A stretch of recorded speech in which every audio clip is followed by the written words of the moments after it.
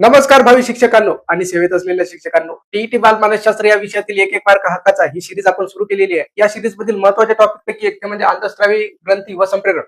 अंतःस्रावी ग्रंथी व संप्रेरक यावर 2016, 21, 24 आणि रिसेंटली 2025 मध्ये सुद्धा प्रश्न आलाय. बघा विद्यार्थी मित्रांनो, जेव्हा एखाद्या ग्रंथीमधून एखादं संप्रेरक कमी किंवा जास्त प्रमाणात वाहलं तर यामुळे आपल्या शरीरात अस्थिरता निर्माण होते.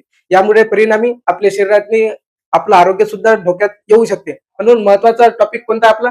अंतःस्रावी ग्रंथी व संप्रेरक. यातील जे काही महत्वाचे ग्रंथ आहे ते आपण घेतलेले आहे, जे मागील परीक्षेमध्ये विचारलेले आहे, प्लस जे काही इम्पॉर्टंट आहे याला आपण घेतलेलं आहे. सगळ्यात पहिली ग्रंथी आहे पियुषिका ग्रंथी. पियुषिका ग्रंथीवर प्रश्न आलेला आहे. पियुषिका ग्रंथीमधील महत्वाचे संप्रेरक कोणते? पिट्युटरीन ग्रोथ हार्मोन हे पियुषिका ग्रंथीतील महत्वाचं संप्रेरक आहे. त्याचं कार्य काय आहे? शरीराची वाढ योग्य ठेवते. पियुषिका ग्रंथीमधील जर संप्रेरक योग्य प्रमाणात वाढलं तर त्याचं कार्य काय आहे? शरीराची वाढ योग्य ठेवते, मूत्रपिंडातील पाण्याचे पुन्हा शोषण करते. यावर प्रश्न आलेला आहे. शरीराची वाढ योग्य ठेवण्यासाठी पियुषिका ग्रंथी कशी महत्वाची आहे. आणि जर संप्रेरक जास्त वाढला तर काय होणार? असाधारण वाढ होते, उंची खूपच जास्त अवास्तव वाढ होते. एखादा मुलगा बारीक राहणार आणि त्याची उंची जास्त वाढणार, एखादा मुलगा जाडा होणार आणि ठेंगणार राहणार. अशा प्रकारे त्याची अवास्तव वाढ होऊ शकते. एखादा अगरबत्ती राहणार आणि खूपच लंबा दिसणार परंतु तो खूपच जास्त बारीक दिसणार. अशा प्रकारे त्याची वाढ होऊ शकते. संप्रेरक जर कमी स्त्रावला, कोणता? पिट्युटरीन ग्रोथ हार्मोन हे जर संप्रेरक कमी स्त्रावला तर यामुळे काय होणार? शारीरिक वाढ खुंटते व लैंगिक परिपक्वता सुद्धा खुंटते. शारीरिक वाढ जी आहे ते पण एकदम थांबून जाऊ शकते आणि लैंगिक जे परिपक्वता आहे त्याची ते पण थांबू शकते. नंतरचा ग्रंथी आहे आपली कंठस्थ ग्रंथी. कंठस्थ ग्रंथी त्याला स्वर यंत्रणा जवळ सुद्धा ते ग्रंथी असते.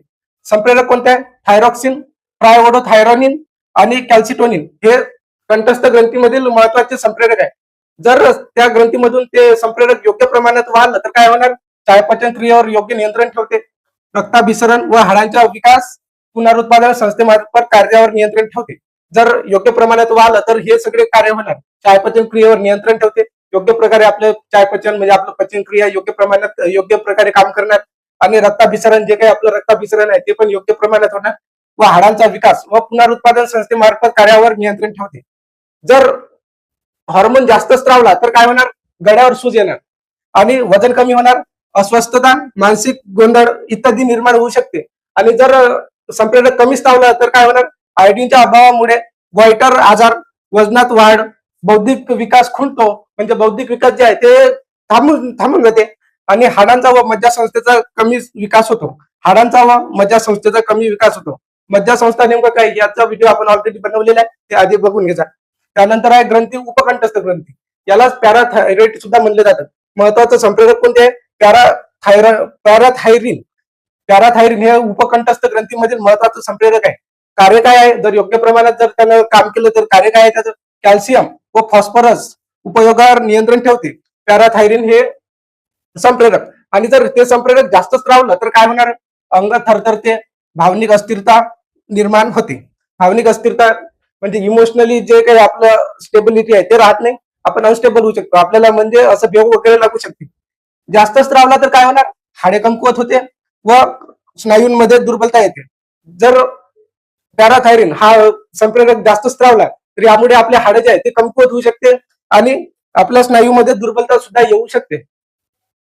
यानंतर 4 नंबरची ग्रंथी आहे ते म्हणजे रुकस्थ ग्रंथी. रुकस्थ ग्रंथीमधील महत्वाचे संप्रेरक कोणते आहे? ते ॲड्रेनलिन. रुकस्थ ग्रंथी कुठे स्थित आहे? तर मूत्रपिंडाच्या वरच्या बाजूला स्थित आहे.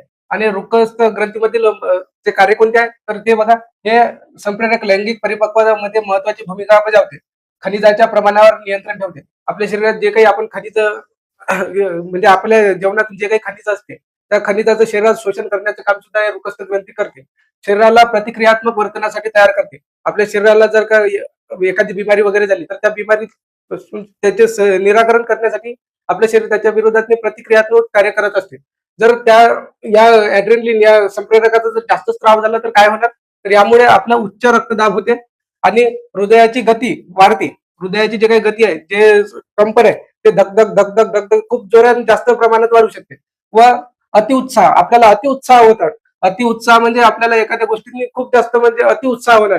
जर रुकस्थ ग्रंथीमध्ये ॲड्रेनलिन हे वाला जर का संप्रेरक वाढलं तर आणि रक्तातील साखरेचे प्रमाण सुद्धा वाढते यामुळे. आणि जर का कमी स्त्राव झाला तर व्यक्ती अशक्त दिसतो, व्यक्तीमध्ये कशाही प्रकारची आपल्याला ऊर्जा दिसत नाही, अशा प्रकारे होते. आणि 5 नंबरची ग्रंथी आहे ते म्हणजे रेतपिंड, टेस्टिस, हे पुरुषामध्ये आढळते.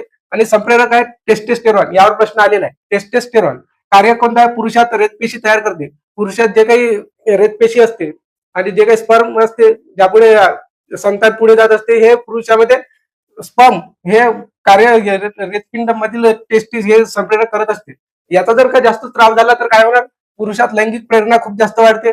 पुरुषाला विरुद्ध लिंगाकडे खूप जास्त आकर्षित सुद्धा करू शकते. आणि कमी स्त्राव झाला तर पुरुषात लैंगिक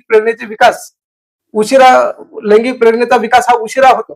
जर का टेस्टेस्टेरॉन या ग्रंथीमधील जर संप्रेरकाचा जर कमी स्त्राव झाला तर यामुळे जे पुरुषातली लैंगिक प्रेरणा असते त्याचा विकास हा लेट होणार. त्याचं वय समजा आता जे आहे त्या वयात न होता त्याच्या पुढच्या वयात नाही होणार. अशा प्रकारे ते होऊ शकते आणि विकास उशिरा होतो. ओके. 6 नंबरची महत्वाची ग्रंथी आहे ते म्हणजे अंडपिंड. अंडपिंड यातील महत्वाचे संप्रेरक कोणते? तर ते एक्स्ट्रोजन व प्रोजेस्टेरॉन हे महिलांमध्ये आढळणारी ग्रंथी व संप्रेरक आहे. या ग्रंथी व संप्रेरकाचे कार्य काय?